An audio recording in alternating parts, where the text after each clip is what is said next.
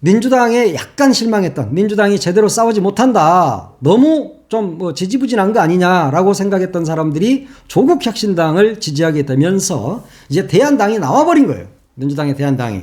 그러면 이낙연 당은 완전히 소멸하게 돼 있다.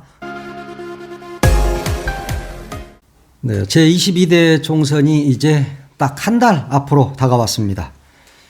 각 당에서는 이제 사활을 건 한판 승부를 놓고 한 달 동안 치열한 접전을 벌여야 합니다. 국민의힘도 그렇고 민주당도 그렇고, 특히 민주당 입장에서는 절대 질 수 없는 선거, 져서는 안 되는 선거가 이번 22대 총선입니다.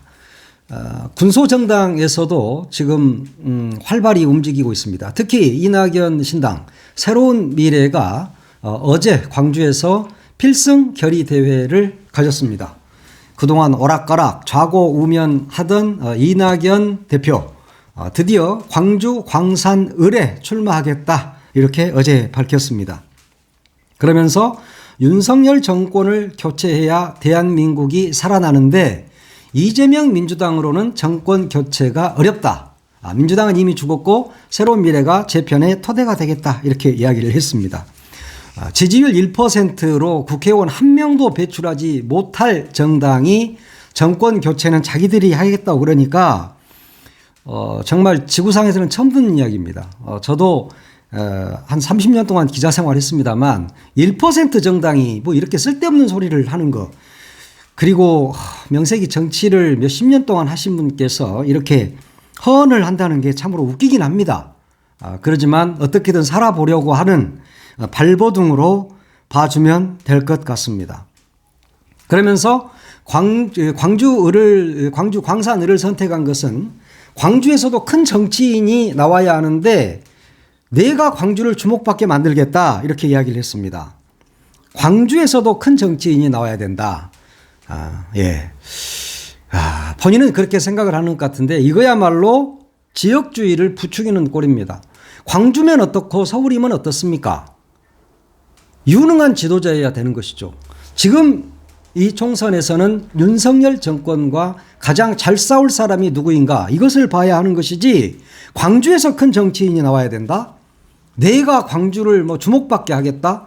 광주에서 절대 주목받을 수 없습니다. 그러면서 고른 상대가 광주 광산을의 민형배 의원 아닙니까? 이 민형배 의원, 광주의 현역 의원 7명 중에서 유일하게 공천을 받은 사람입니다. 물론 아직 그 서갑이 남아 있습니다. 송갑섭 후보가 공천을 받을지 경선을 통과할지 이 부분은 아직은 남아 있지만 현재까지는 민형배 의원만 유일하게 현역으로서 공천을 거머쥔 사람입니다. 그러면 그만큼 경쟁력이 있다는 분이거든요. 그런데 이낙연 공동대표는 전남에서 4선 의원을 했고 도지사 3번을 했지만 광주에서는 출마한 적이 한 번도 없는 광주 정치 신인입니다. 어찌 보면. 물론 국무총리까지 했다고는 하지만. 그리고 당 지지율이 1%를 정말 밑돌고 있는 그런 당이 광주에서 바람을 일으키겠다? 이건 거의 미친 짓 아닙니까? 광주의 바람은 지금 민주당 바람이고 비례대표는 조국 혁신당의 바람이 불고 있는 겁니다. 그런데 호남 출신인 이낙연 대표가 대표로 있는 새로운 미래는 광주에서도 그렇게 지지율이 높지 않습니다. 거의 안 나옵니다. 그러니까 어차피 떨어질 것, 센 민영배하고 한번 붙어가지고 주목이나 받아봐야 되겠다. 그러면서 친명이라고 불리우는 민영배 의원이니까 이재명 욕이나 실컷 하고 가겠다 하는 것으로밖에 익히지 않습니다. 그동안 광주에서는 이낙연 대표가 서구 을 정도에 나오지 않겠느냐, 이렇게 생각을 한 사람들이 많았습니다. 왜냐하면 광산을은 자신의 고향인 영광과 붙어 있습니다. 그래서 그쪽에서 마저 지지율이 제대로 나오지 않는다면 정말 그야말로 정계 은퇴를 해야 하는 그런 상황이기 때문에 기왕이면 좀 멀리 떨어져 있는 곳에서 나와서 변명거리라도 찾지 않겠느냐.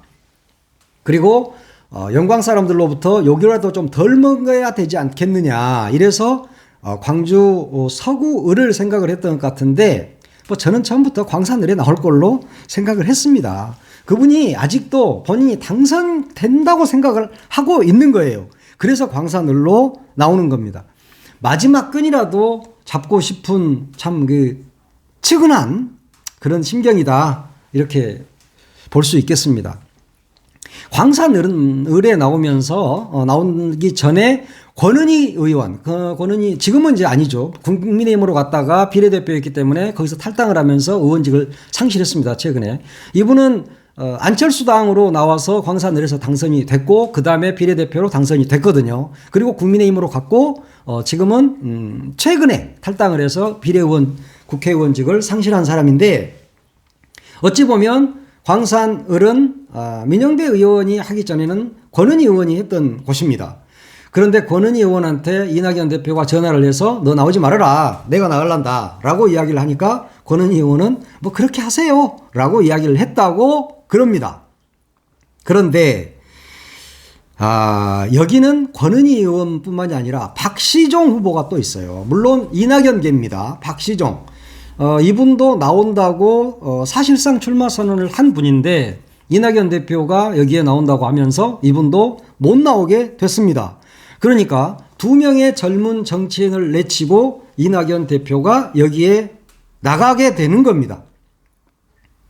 이게 정치 발전입니까? 자기 욕심을 위해서 일타쌍피 젊은 의원 두 사람의 씨를 말려버리고 본인이 거기에 나가겠답니다. 본인을 지지하는 사람들이에요. 두 명 다. 그런데 그 사람들은 그러니까 본인을 지지하는 사람이니까 당연히 자리는 비워줬겠지만 속은 뭐 홍어 썩은 속 아니겠습니까 지금? 박시종 후보도 나가서 한번 해보고 싶었을 거고 권은희 의원 역시 본인의 지역구가 예전에 지역구가 거기였기 때문에 한번 해보고 싶었을 텐데 너 나가지 마 내가 나갈게 이랬다는 거거든요. 민영배 의원과 이낙연 대표가 국회의원 자리를 놓고 싸우는 것은 사실은 타이슨하고 초등학교 학생하고 복싱하는 꼴이에요. 네. 민영배 의원한테 게임이 되겠습니까? 게임이 안 됩니다. 그러니까 정말 말년이 짠하게 되는 거예요. 민영배는 그렇게 만만한 사람이 아닙니다. 거기 지역구 관리 정말 잘하는 의원이에요. 민영배 의원이 좋고 나쁘고 뭐 이걸 떠나서 지역구에서는 정말 잘하는 사람이란 말이에요. 그래서 내가 볼 때는 이낙연 대표가 변명거리를 만들려는 자폭이다. 자폭을 참 멋지게도 한다. 이런 생각이 듭니다. 지금 여론조사가 뭐 큰 수치는 없겠지만 새로운 미래의 수치를 보면 정말 황당할 정도죠. 1% 나오니까. 이낙연의 비토 정서가 호남에서 정말 강합니다. 정말 강해요. 이낙연 대표가 광주 1고를 나왔고 광주 북성중학교를 나왔고 광주 1고를 나왔단 말이에요. 그러니까 여기에서 이분이 호소를 하면 뭔가 먹힐 것이다. 그러나 그러지는 않습니다. 어떻게 보면 그동안에는 본인이 호남 적자라는 말이 맞습니다. 맞았습니다. DJ의 후계자 이 말도 틀리지 않습니다. 그런데 그 기대감이 이제는 실망감으로 변해버린 지가 오래다. 그겁니다. 지금 광주에서 이분에 대해서 호남에서 이분에 대해서 가장 큰 불만이 뭐냐면 지난 대선 당시에 이재명 대표를 지원하지 않았다는 것이 가장 큽니다. 경선 이후에 정말 무책임하게도 해외로 도망갔지 않습니까? 이재명 당시 후보를 지원하지 않았습니다. 오히려 자기 비서라든가 이런 사람들이 윤석열 후보한테 가서 윤석열을 지지했던 사람들입니다. 그것을 호남 사람들이 모를 리가 없잖아요. 왜 모릅니까? 그걸 다 알죠. 그리고 대선 경선 당시에 이재명 대표를 사법 리스크로 몰아넣은 사람도 이낙연 대표다 하는 것 정도는 호남 사람들이 다 알고 있습니다. 그리고 또 한 가지 안타깝게 생각하는 것은 대선 경선에서 졌다 하더라도 당에 남아서 민주당의 당권을 거머쥐었어야 한다. 그래서 본인이 이야기하는 호남 광주 사람을 키워야 된다라는 부분에 대해서 호남 사람들 입장에서는 본인이 그렇게 컸어야 되는데 그것마저도 내팽개치고 나왔다. 그런데 나중에는 민주당에 대해서 총질을 하고 있다. 그런 이야기입니다. 지금 솔직히 말해서 광주 분위기 이낙연 지지 이야기 잘못했다가는 정말 몰매 맞을 분위기입니다. 제가 그제도 많은 사람들을 만났습니다. 물론 모임에서 한 70명 정도 이렇게 모여서 함께 이렇게 등산을 가고 했는데, 물론 거기에서 몇몇 사람과 이야기를 해보니까 다 욕합니다. 진짜 한 명도 나 이낙연 대표 지지할 거야 이런 사람이 없고, 그 사람은 왜 그러는 거야? 오히려 나한테 물어봅니다. 왜 민주당을 나가가지고 저렇게 민주당을 그냥 죽이려고 하는 거야? 민주당을 죽이려고 달려드는 게 저 양반 왜 저러지? 라고 저한테 물어봐요. 내가 오히려 처음에 물어봤는데, 그 정도로 호남에서는 이낙연 대표에 대한 비토가 강하다. 그럼 호남 사람들은 왜 그럴까요? 호남 여론은 뭐냐? 정부 여당을 지금 견제해야 될 세력이 필요한데 그것을 못하게 막은 사람이 바로 이낙연이다라는 부분을 이야기하고 있습니다. 그러면서 이제 와서 내가 정부 여당을 견제하겠다 이렇게 나서니까 이게 무슨 개풀 뜯어먹는 소리냐, 무슨 뭐 개구리 방귀 뀌는 소리냐 하는 수준의 이야기를 하고 있는 겁니다. 이낙연 대표가 이끄는 새로운 미래가 정부 여당을 견제하지 않는다, 견제하지 못한다는 것을 알고 있다는 거예요. 견제할 수 있다는 확신을 지역민들에게 심어주지 못하고 있다, 그런 이야기입니다. 그런 점에서 조국혁신당, 민주당을 지지하는 것이죠. 절대 사람 보고 지지하지 않습니다. 착각하시지 말아야 돼. 이낙연 대표라는 거목이 있는데, 그리고 우리 호남의 거목인데 왜 나를 지지하지 않을까? 사람 보고 지지하지 않아요. 그 당의 정체성을 보는 겁니다. 지금 이 시기에는 그 당이 윤석열 당을 견제할 수 있느냐, 심지어는 빨리 쫓아낼 수 있느냐, 그 정당이 어디냐 하는 것을 보고 있는 겁니다. 그리고 어제 광산을로 정하긴 했지만 그동안 너무 좌고우면했습니다. 그러니까 누가 봐도 결정장애가 있는 사람으로 보인다. 그러면 리더로서 자격이 없다 하는 것을 알고 있습니다. 국무총리까지 한 사람이 너무 짠하다 이러면서 동정심이라도 이래야 되는데 동정심마저 전혀 없다. 호남 정치 복원이니 광주에 큰 인물을 키워야 된다느니 그런 이야기를 하고 있지만, 그동안에 자신이 총리하고 당대표 할 때는 뭐 하다가 이제 와서 호남 사람 키운다, 이걸 호남 사람들이 믿겠습니까? 안 믿습니다. 그러니까 지지를 하지 않는 겁니다. 이분이 뭐라고 그랬어요? 새로운 미래 만들면서, 만들게 되면 민주당에서 이재명 대표를 비토하는 사람들이 대거 나에게 몰릴 것이다. 그러나 몰렸습니까? 다 긁어 모아도 서너 사람 아닙니까? 그 사람들도 결국은 민주당에서 국회 의정 활동을 못한다, 지역구 관리도 못한다, 그래서 하위 20% 안에 들었던 사람들만 긁어 모아 놓은 겁니다. 그래서 이 사람들은 앞으로도 당선이 되기가 힘들다, 당선이 안 됩니다. 결국 앞으로 민주당을 탈당한다든가 이런 사람들이 새로운 미래로 가지도 않겠지만, 간다 하더라도 지지율 반등은 매우 어렵다, 그리고 되지 않는다, 그런 이야기예요. 새로운 미래는 그래서 호남의 대한정당이 될 수 없고 다만 제3당에 머물 것이다. 오히려 4당, 5당, 6당에 머물 수 있다, 이런 이야기입니다.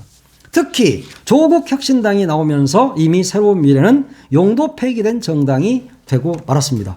민주당이 제대로 싸우지 못한다, 민주당이 좀 정말 멋지게 싸워줬으면 좋겠는데 못한다 라고 생각했던 사람들은 이미 조국혁신당으로 갔습니다.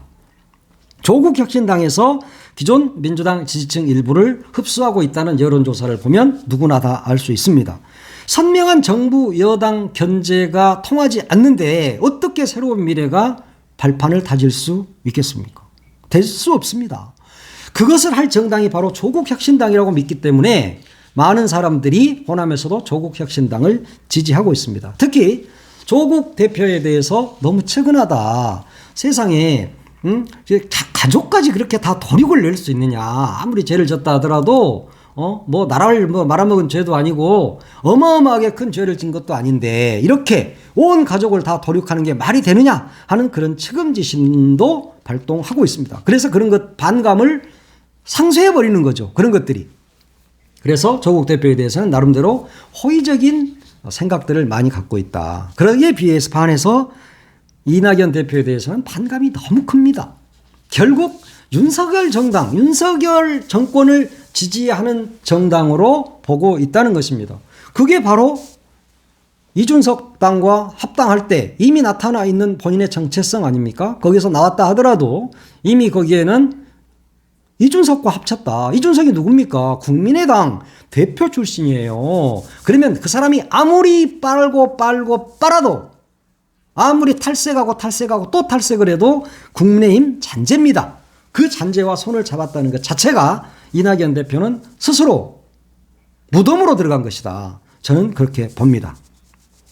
지금 조국 대표가 이끄는 조국혁신당 비례대표 지지율 같은 걸 보면 정말 기세가 무섭죠. 그렇게 되면서 새로운 미래라든가 개혁신당은 사실상 소멸하는 정당이 되는 겁니다. 조국혁신당에서 내세운 게 뭡니까? 지역구는 민주당, 비례대표는 조국혁신당. 그래서 그걸 지민 비조 이런다고 그래요. 이 용어 지민 비조 이게 지금 통하고 있는 것 같습니다. 지역구는 민주당을 찍으세요. 그러나 비례대표는 조국혁신당 우리를 찍어주세요. 라는 컨셉으로 지금 가고 있는 겁니다. 정당 지지율에서도 지금 세 번째로 가고 있잖아요. 특히 비례대표 지지율이 무려 오늘 발표된 리얼미터 조사를 보면 조국혁신당이 19%입니다. 와, 이거 엄청나죠? 그럼 민주당이 주도하는 비례정당 더불어민주연합 여기 역시 19%거든요. 두 개 당이 합하면 38%가 됩니다. 국민의 미래는 31%, 새로운 미래는 1%. 이준석 당 개혁신당이 4%입니다. 아니 그러고 보니까 새로운 미래 1%, 국민의 미래 31%. 여기 두 개 합하면 32%네. 그런데 조국혁신당과 민주당 더불어민주연합이 합하면 38%. 와, 이번에 완전히 민주계열에서 승리할 수 있다는 긍정적인 신호가 차근차근 나타나고 있습니다. 그동안 각 여론조사에서 국민의힘이 오차 범위 내에서 오차 범위 밖에서 민주당을 앞섰다라고 하는 것들이 나왔는데 그게 다 사기였다. 그게 보수 과표집으로 나온 사기였다는 것이 날이 갈수록 드러나고 있는 것이죠. 이제 새로운 미래는 소멸할 것입니다. 색깔도 좀 소멸할 수 있는 색깔이요. 가만히 보니까 3% 정도 돼야 한 석이라도 없거든요. 근데 3%가 안 될 것 같아요. 아무래도 0.3%가 되지 않을까 그런 생각이 듭니다. 이낙연 대표가 광주 출마를 선언했지만 민주당 탈당파 규합도 어렵고 또 민주당에 약간 실망했던 민주당이 제대로 싸우지 못한다. 너무 좀 지지부진한 거 아니냐라고 생각했던 사람들이 조국혁신당을 지지하게 되면서 이제 대안당이 나와버린 거예요. 민주당의 대안당이. 그러면 이낙연 당은 완전히 소멸하게 돼 있다. 그 소멸 날짜가 언제일 것이냐? 조만간이다. 아마 선거를 치르지도 못할 상황에 이르지 않을까? 저는 그렇게 생각을 합니다. 그래서 지금 22대 총선은 검찰 독재 청산 그리고 윤석열 정권 조기 종식 이것이 바로 22대 총선의 시대정신이다. 이 점을 잊지 말고 가야 할 것 같습니다. 네, 여기까지 하겠습니다.